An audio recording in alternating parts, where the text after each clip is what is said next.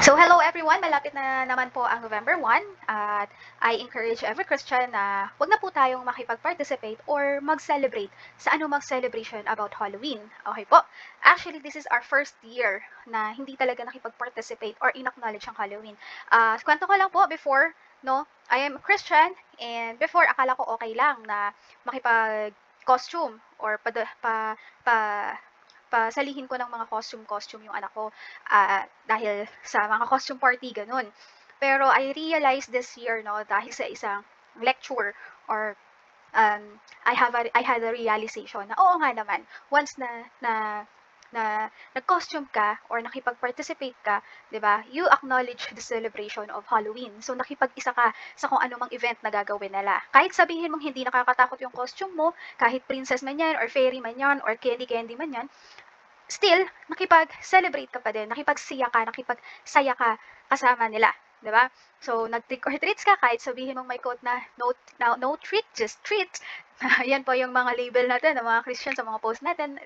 So kahit na ganun po, I realize na nakipag-participate, nakipag-engage ka pa din sa celebration ng Halloween. So it's still, you acknowledge in nakisaya ka.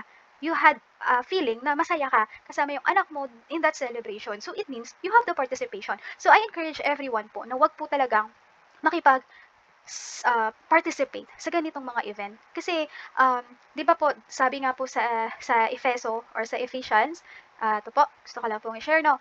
Yan, sabi dito sa Ephesians 5:11, at huwag kayong makisangkot sa mga gawa ng kadiliman na walang ibinubungang kabutihan. Sa halip, ilantad nyo ang mga ito. 'Di ba? Huwag kayong, napakalinaw po, huwag kayong makisangkot sa gawa ng kadiliman. Do you think Halloween ay celebrating death? We should not, because we overcome death, 'di ba? Dahil Jesus saved us already and he is risen from the dead. So we are celebrating life since we are saved by his grace, 'di ba po? So ayun, yun lang naman po. This is our first year and medyo challenging dahil yung anak ko nga ay gusto-gustong makipag trick or treat and gustong makahingi ng candy at mag-costume. So, medyo challenging how to explain and paano ko sa kanya ipapaintindi. But I'm praying and I'm hoping that in